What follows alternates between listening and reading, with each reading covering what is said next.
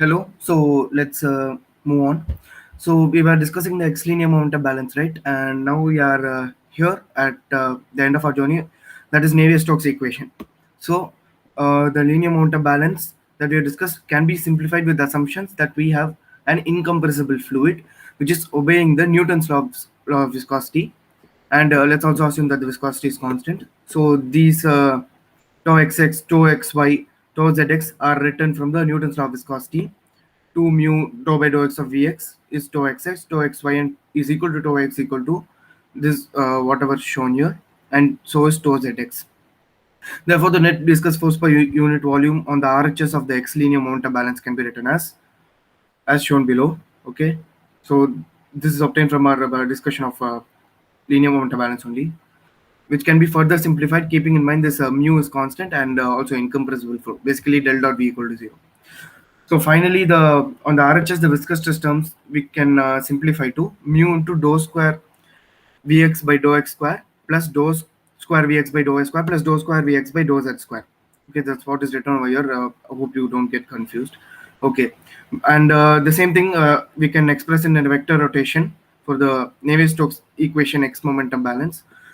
So this is how it is. Dou by dou t of rho Vx is a transient term plus del dot rho v bar Vx convective term is equal to rho Gx body force minus dou by dou x of P pressure surface force plus mu into the del square of Vx. So Laplacian. This is corresponding to the viscous force. Similarly, other direction momentum balances will follow.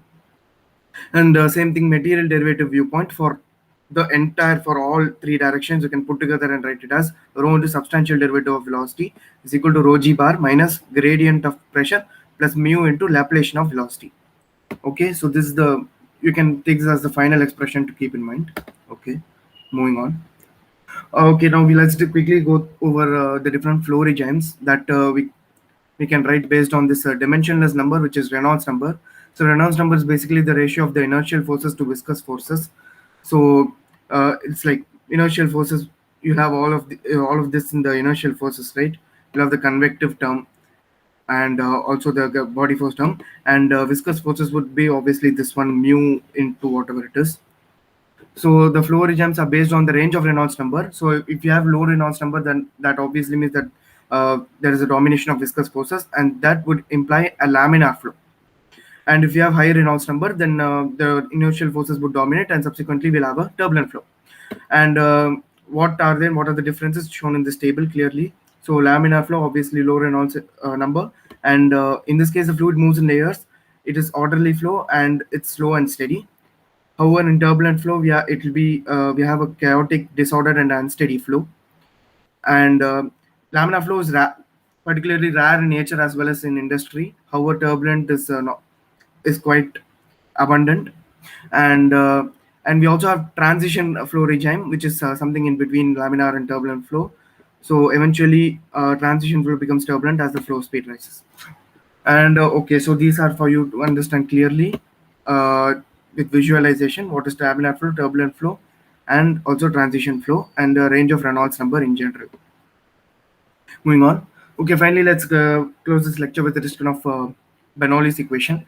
So Euler's equation first we write down from Navier-Stokes equation. Let's assume inviscid regions of flow, meaning mu is equal to 0, and this is what we'll get obviously. So that viscous force term, as you can see, is gone. And next also let's assume a steady flow, which means that capital D by dt of velocity will become just in that time derivative will go to 0.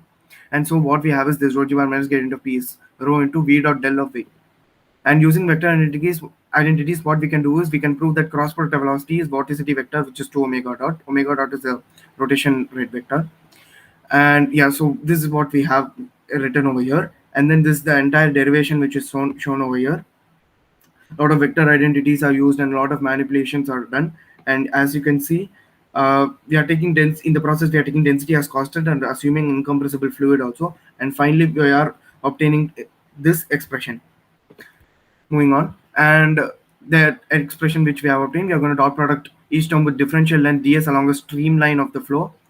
And what we will notice is that since v cross del is perpendicular to both v and v cross vorticity is perpendicular both velocity and vorticity vector, this term will go to 0 because ds is parallel to v bar.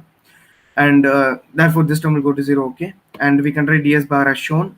Take gradient of pressure and then evaluate this quantity and simplify to get the final Bernoulli's equation. This is what it is. So basically it means that p by rho plus b square by 2 plus gz will be constant along a streamline, and the p by rho is called as the pressure energy per unit mass.